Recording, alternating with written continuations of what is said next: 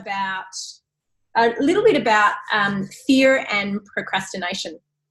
And I can talk to this really well because I'm a master of this, and I want to share some of the things that I have personally learned the hard way, and have spent probably decades mastering, but also a lot of information that I have learned over recent times from doing some personal development education. Now, I'm the first to say that I'm not a massive lover of personal development. I remember sitting across the table at conference from Lorian Cameron, who is the personal development master, last year, and told him I don't do personal development. But the reality is I actually do personal development. And what I have done probably over the last 20 years is a slow metamorphosis of personal development. It's just not the rah-rah sort. So I want to share with you today some of the skills that I have learned, and some of them I've learned without really realizing that I've learned them. But let me start with my story. And this is not my Juice Plus story. This is actually a story that started way before Juice Plus, back in 1991 when I finished high school. The final year of high school for me was an extremely stressful time. I can admit that I was in total overwhelm in year 12, and I finished year 12 with a score, and this will take some of you back, of 410 out of a potential 450 in my TEE. So some people might go, oh my God, that's awesome. But it was the biggest devastation of my life because I actually missed out on medical school.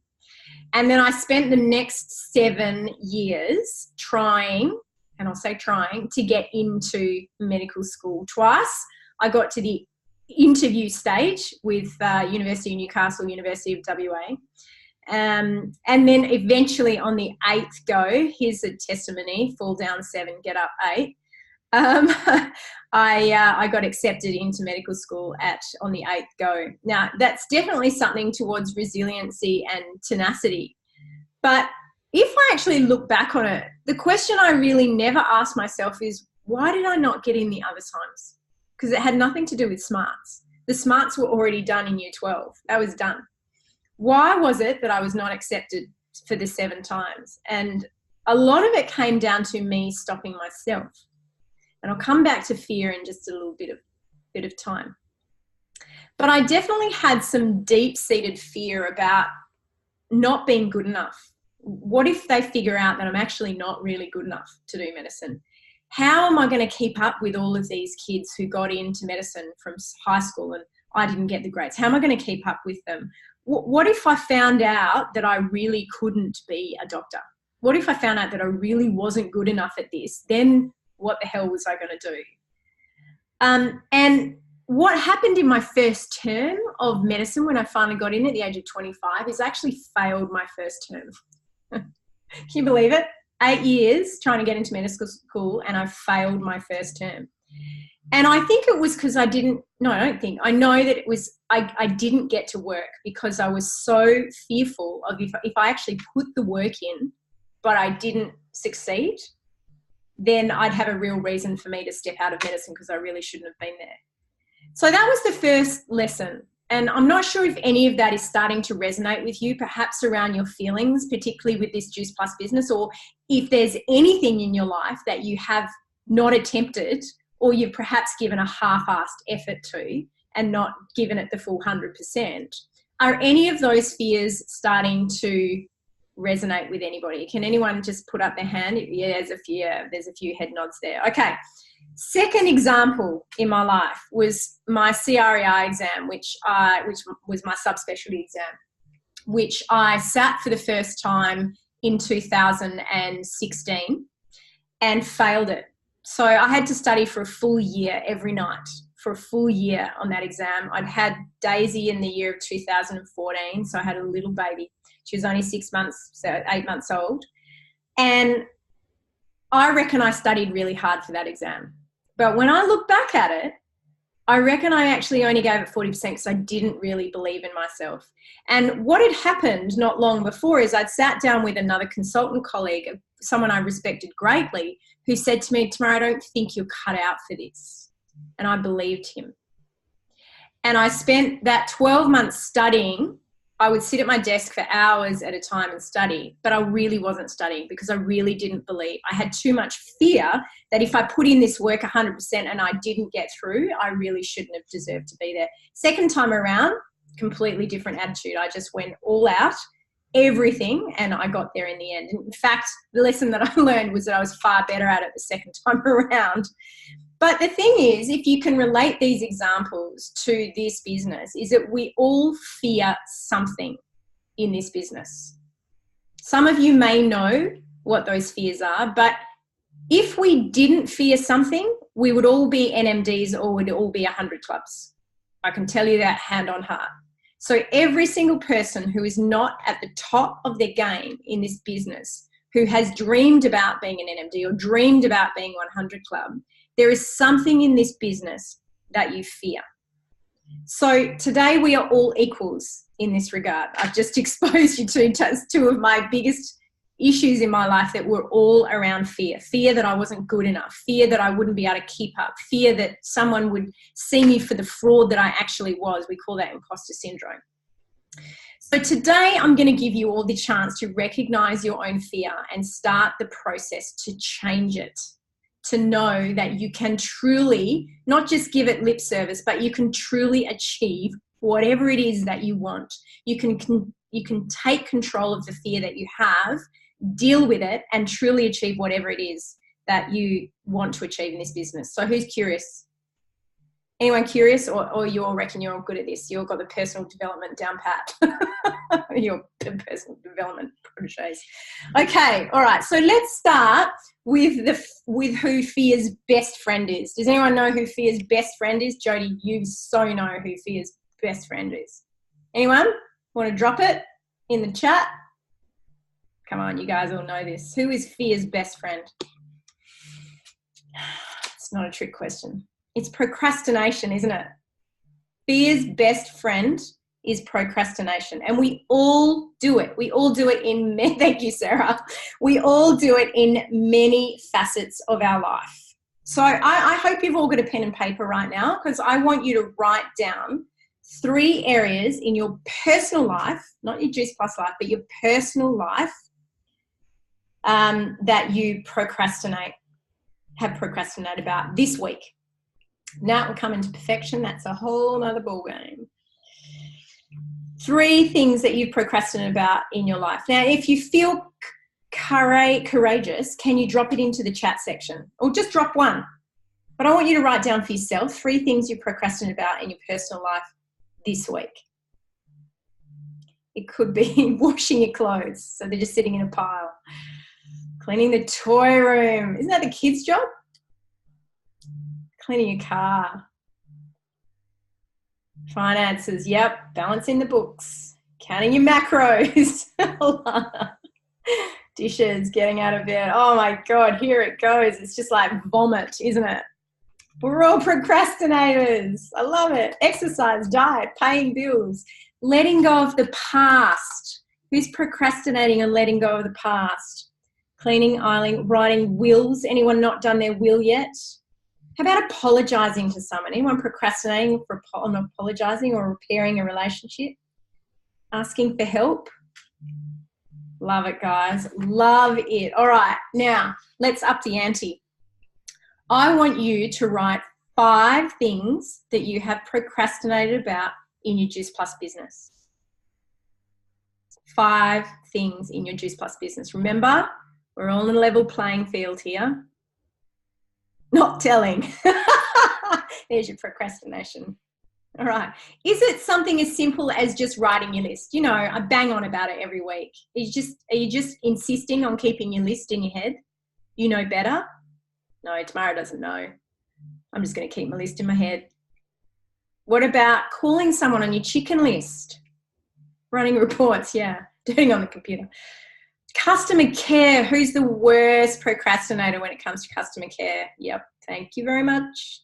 What about just taking your Juice Plus? Who hasn't taken their Juice Plus today? Who's procrastinating on completing a Shred 10? What about procrastinating on holding your own event? The house isn't clean enough. The kids are too noisy. I don't know enough information. Or what about just inviting people to events? Okay. Have you come up with 5? Hands up if you've come up with 5. Excellent. Right, guys, I want you to own them. Thank you to those of you who have jotted it down in the chat, but I want you to own your procrastinations, because everybody here procrastinates. It isn't that you're slack. It isn't that you're lazy. It isn't that you're apathetic, but it comes from allowing fear to creep in, and that causes the procrastination. So Keith Abraham actually talks about 5 fears, and I'd strongly recommend, he's going to be at conference. I know that some people are going to get this book for free, but I know he'll be selling it as well to those who don't get it for free. I would strongly recommend, it doesn't take you very long to read. It's something you could probably do on the plane on the way home. I highly recommend getting hold of this. Focused 4 fast, easy strategies to beating procrastination forever. But he talks about the 5 fears. So he talks about number 1 being the fear of failure. So the question people who have a fear of failure to ask themselves is, what if I take action and it doesn't work out for me? What if I get labeled by people as a loser? What if people make fun of me? What if I'm not right? Okay, all of these questions of self-doubt come up for people time and time again. So that's the first one. Does anyone have a fear of failure? What about the second one, which is a fear of success? So for some, the fear of success can be just as scary. What if I actually succeed and I have to put extra time into this business and I've got to take it away from other things and my family? Who has that one? Fear of success. What if I can't live up to the expectations? Oh my God, what if I hit 50 club and then drop to 24 club the next month? Anyone have those sort of fears? Fear number 3 is the fear of change. I had to talk to, I don't even know if she's on the call tonight, Eve, about this. So could your comfort zone be controlling you in such a way that anything that upsets the status quo and the current situation creates discomfort and you just don't want to be uncomfortable? Fear of change. The 4th one, which is what I'm going to predominantly talk about tonight, is the fear, it's called the fear of the beyond, or I rather term it the fear of uncertainty. So the fear of what is around the corner. What does your future hold for you? What's going to happen next? You know, what if I don't take advantage of some opportunity that comes across my pathway? What if my life doesn't turn out like I planned it to be and I have regret? What if I get to the age of 60 and I look back and I think, Jesus, what the hell did I do with my life? Fear of uncertainty. It's a huge one, and I want to talk more to that tonight. And the last fear is the fear of wrong. What that means, the flip side, is perfectionism. Do you fear being wrong? Do you fear being wrong and imperfect in the eyes of others? And often, by just the fear of being wrong means you get stuck. You can't move forward, because if you don't do it perfectly, then you'd rather not do it at all. But I want to talk more to the fear of beyond or uncertainty tonight, because over the last few weeks I've been having lots of discussions with people about this fear, and I think it's a fear that is deep-seated in probably 90% of you. Fear of being judged by your friends as being wrong, so that's maybe a fear of wrong, or maybe that's, I'd say that's a fear of wrong. So I just want you to think about the concept that to overcome your fears, you have to have a big enough reason why you do something. We talk about this why thing all the time, but I want you to shelve this. That's a theory that Keith Abraham talks about, and I'm not quite sure that it's all about just finding your why in the business. I think you've got to dig deeper, and I love Mel Robbins because she really digs deep into this. So let's talk about the fear of uncertainty, or the fear of beyond. So you've written down your 5 things that you've been procrastinating about. How long, right next to each of them, how long have you been procrastinating of them? These are really important steps. When you procrastinate on things, these are 4 important steps that you should do with each of those things. You've got your thing. Now I want you to write next to it, how long have you been procrastinating on that? Is it a week? Is it a month? God forbid if it's been 5 years. And then after you've written how long have you been procrastinating, I want you to write how will you feel when you get that thing done eventually? How will you feel? Will you feel elated? Will you feel at peace? Will you feel satisfied? Will you feel happy? How will you feel when it's done? Now, out of those 5 things, I want you to prioritize them. So here is your list of how you prioritize them. 1 is a must do, like your BAS. Let's say you haven't done your BAS for last month and it's already past the 30th of April. That's a must do. Number 2 is a have to do. So a have to do is, it could be an issue, could become an issue, but I've got a little bit of time. 3 is, oh, I better do it. I better do it when I have some time in the next month. 4 is, I really should do it. I really should do this, but it's not that vital. Number 5 is, oh, I could do it, but it's really not that important. And number 6, oh, it'd be a nice thing to get done. So I want you to prioritize them all 1 to 6. They could all be priority 1 right now, in which case you need some serious work.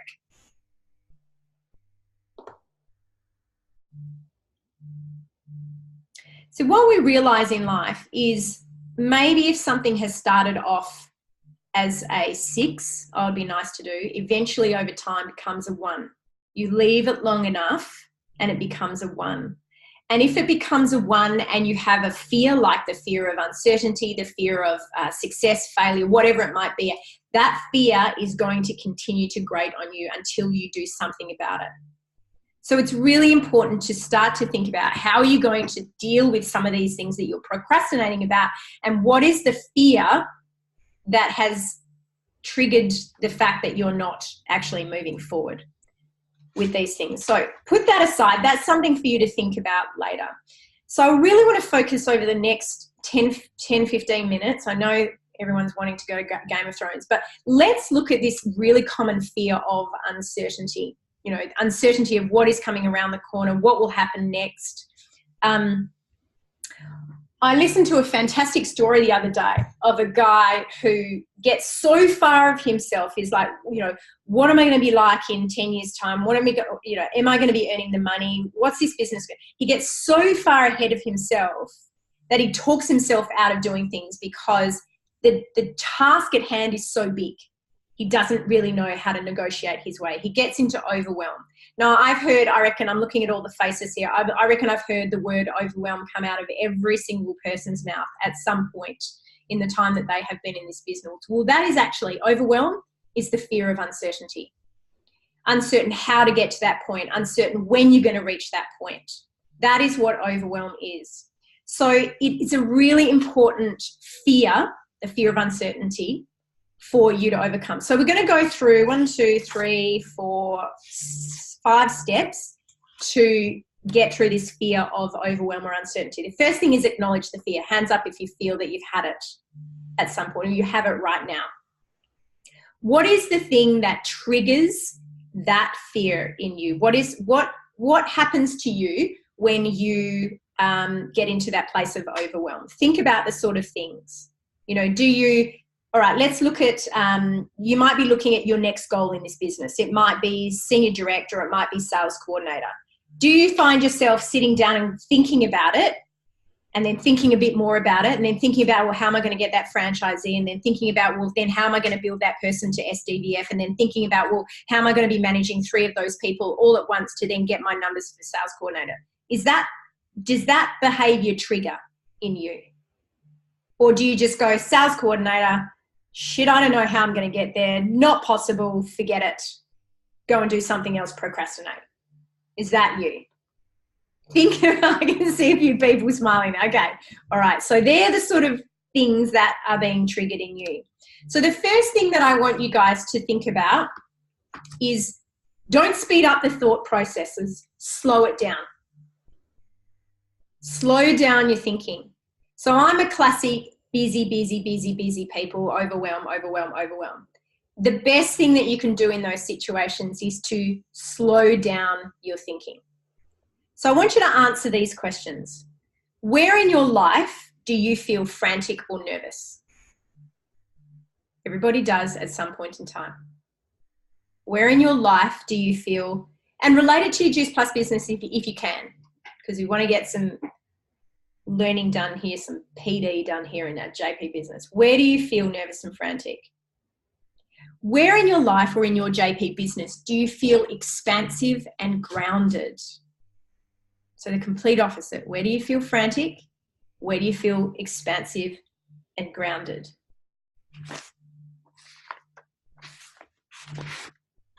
Because these situations, you're driven by the tug of your dreams. Whereas the frantic situations, you're being driven by your fears. Think about that. So if you're feeling nervous and frantic in your business, it's fear that is driving that. Whereas if you're feeling expansive and grounded, you're being driven by the tug of your dreams. So for me, I often feel nervous and frantic when I'm parenting my children because I fear that I'm going to do the wrong thing. I'm going to parent them wrong. I often feel frantic about being on time and being there for my patients, my work colleagues, my Juice Plus colleagues, you know, making sure that I am coming to the party with the things that I'm offering. I often feel quite frantic and nervous and desperate about dealing with new franchisees. I've just painted this vision for them and now I've got to step them out and you know, get them the deal that I've offered them. What about when you're feeling expansive or calm? What are the sorts of things in your Juice Plus business that you feel grounded? Is it when you're doing events because you're just going through the motions? Is it when you're brainstorming with your work colleagues? And if you're busy, and I know a lot of people do this because a lot of people say, I don't have time, I'm too busy. If you're busy, you don't actually have time to face the things that scare you. So what do you guys do?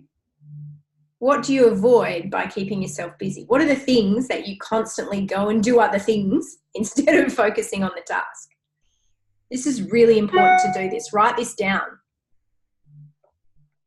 What are the things, what do you avoid by keeping yourself busy doing other things? By doing that load of washing, by hanging it out, by making sure the kitchen's clean before you go and sit at your desk.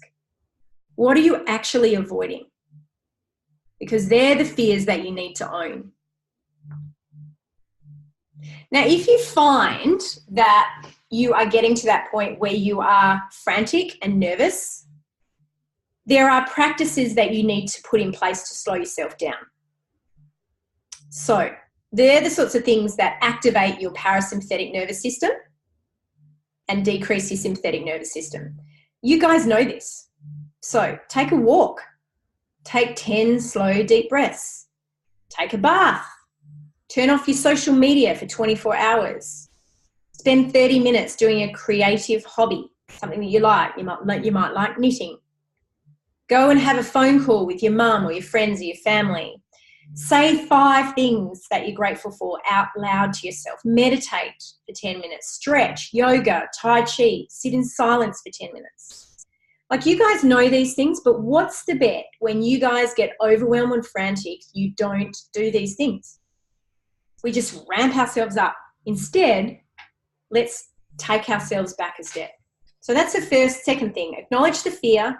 Don't speed up, slow down.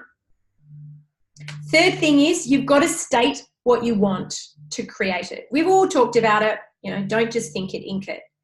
But if you want something to come true, you have to say it out loud without diminishing it. Now, this is, I think, something that women are particularly bad at. We will say something and then we'll diminish it in some way. Something like, don't laugh at me, but I want to hit NMD. I want to hit 100 club, and we laugh. These are the things that we do to diminish the things that we actually want to achieve. So I want you to write down, if I'm going to read out a list of statements, and if these are the ways that you diminish the things that you want to achieve, I want you to write it down. Okay? Do you not celebrate the small wins that you have? Guilty. Who's put on a customer this week? Did you do a dance? Did you celebrate? Who had a conversation with a chicken lister? Or who had a meeting today? Did you celebrate it? Or are you someone who diminishes it by not celebrating the small wins? Do you not ask for help? Oh, I should be able to do this myself. I'm not going to ask for help. Do you do that? That's a diminishing action. Do you not share your dreams? Oh, I can't possibly tell anyone just in case they laugh at me. Do you not share your dreams? Do you procrastinate? Oh, well, that's all of you. Do you say, don't laugh? Don't laugh, but I want to hit NMD. Or do you think it to yourself, oh, this is silly, but I want to hit NMD?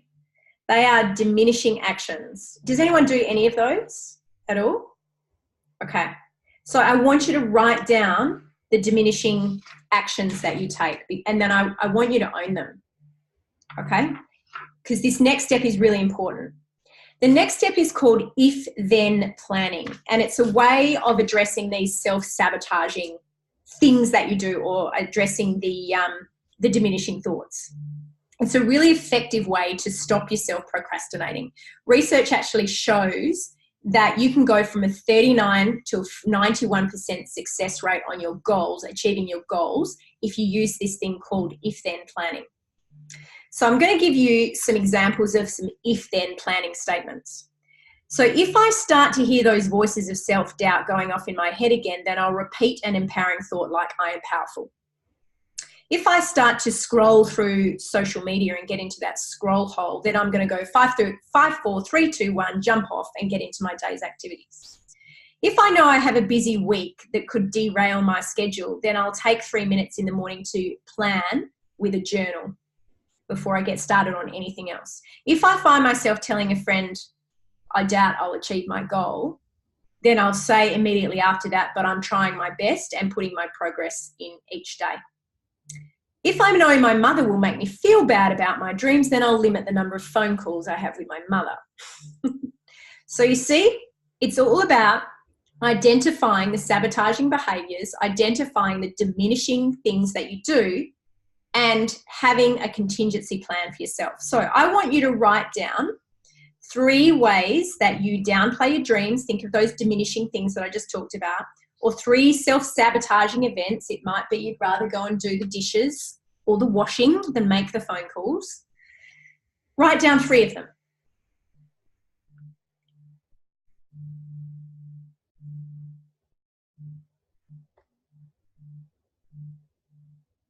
I'll share my 3 with you. The first one I said was prioritize other things with the time I have. I'm a busy doctor. I've got to go and call that patient that I would otherwise have allocated to building my business. Second, busy being busy. I just get busy being busy. Who does that one? I'm so busy. I'm the busiest person I know. Number 3, I try to do everything myself instead of employing others to help me. I can do it. I don't need you to do it. I'll do it better than you anyway. Does anyone else have others? Anyone else have any of them that you want to share in the chat? If you do, drop it in the chat for us. Have a Brené Brown moment and be vulnerable.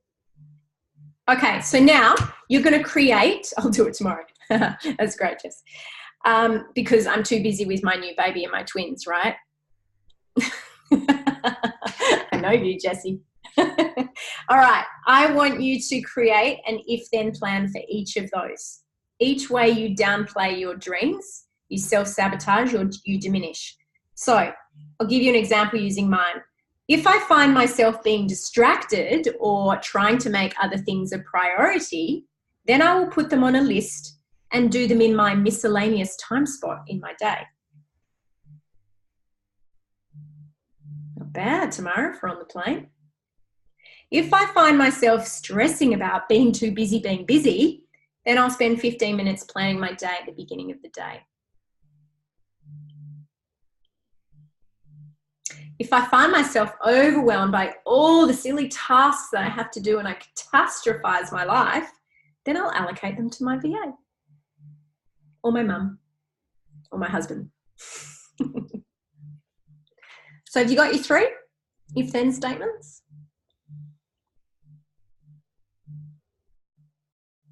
I want you to own them, guys. I want you to own these statements, and I want you to put them up on your board, your mirror, wherever you are in your house so that you see them every single day. I know I'm going over time, but this is really important, this next step, okay? It's called brick by big brick. Thinking big paralyzes everybody. You have to think small. You have to chunk things down. You have to create the smallest possible action step that you can to know in your heart that you are moving forward and progressing.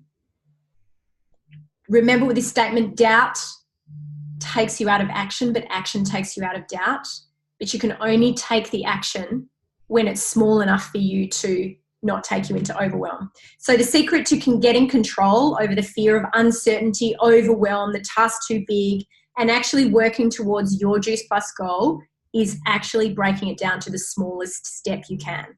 So I want to know what your Juice Plus goal is right now. Like right now, if I said to you, what do you want to do with this Juice Plus business? Do you want to hit NMD? Do you want to hit the next step sales coordinator? Do you want to just have a qualified business? Like, what is your Juice Plus goal right now? Why have you bothered to spend an hour with me on the phone today when you could be watching Game of Thrones? Like, you know, this is time that you're giving to this. So if someone in your upline sat with you and said, what do you want to achieve in this business? I want you to write it down for yourself right now. I know we've done this 1,000 times. Maybe you just want to achieve the next rank. What is it? Now, I want you to think, well done, Lee, thank you. Angel, thank you. What is one small step, one little brick that you could lay towards getting that? Just one. Just think of the smallest thing you can. What is one thing that you could do towards qualifying your business? Is it just get one more customer? One more customer. Is it that you need one more franchisee? Add to your list. Great, Lee, that's fabulous. Good, Alana. How will you know when you've achieved that thing? How will you know when it's completed? So let's say it's getting one new customer. Is it that you filled out the application form or put in their order online? Is that when you know that that small step has been achieved? Now, here's the hard task. Make it smaller. Alana, make your videos a smaller task. Angel, make it less than one customer. Tamara, make it just one video. Jody, just make it one franchisee. I want you to chunk these down even smaller. The aim is to bring it down to something that you are going to do in the next hour. Bring it down. How will you know it's completed? What is going to be that checkbox that you're going to have in the next hour? What is an obstacle that is stopping you from achieving that little task right now? Being on the call with me. Shouldn't stop you. Is it that you're not making the time to write out your list each day?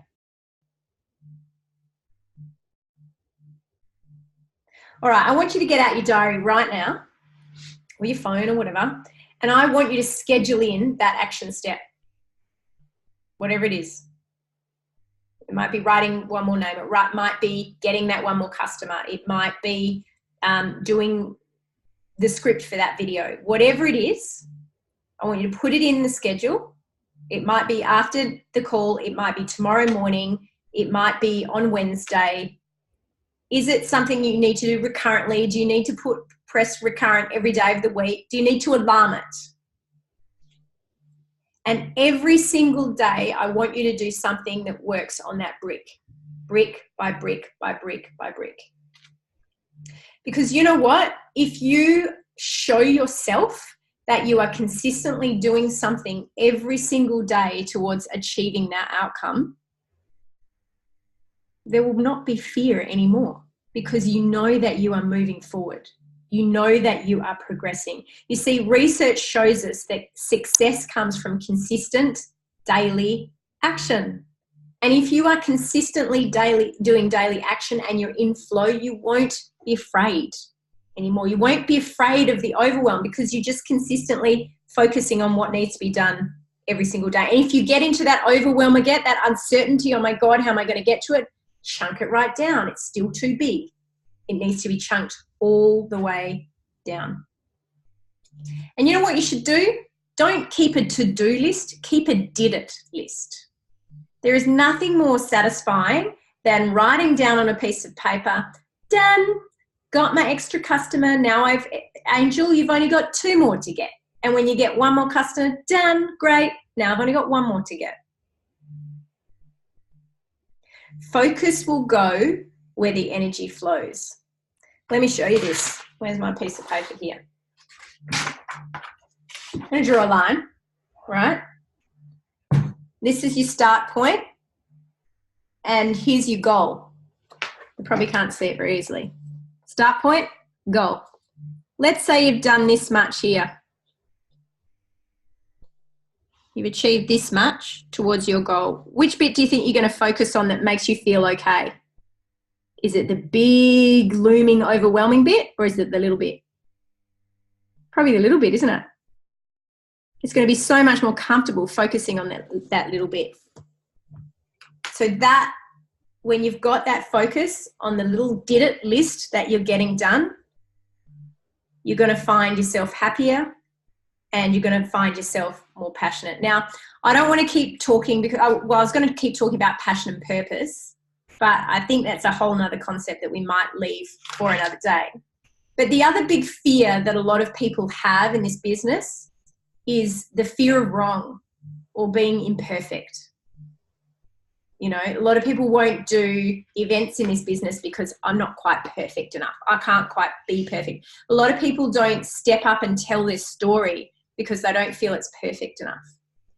Now, that's a whole nother ball game, and I want to focus on that on another night if you guys would like to do that, because I think that's another fear that we can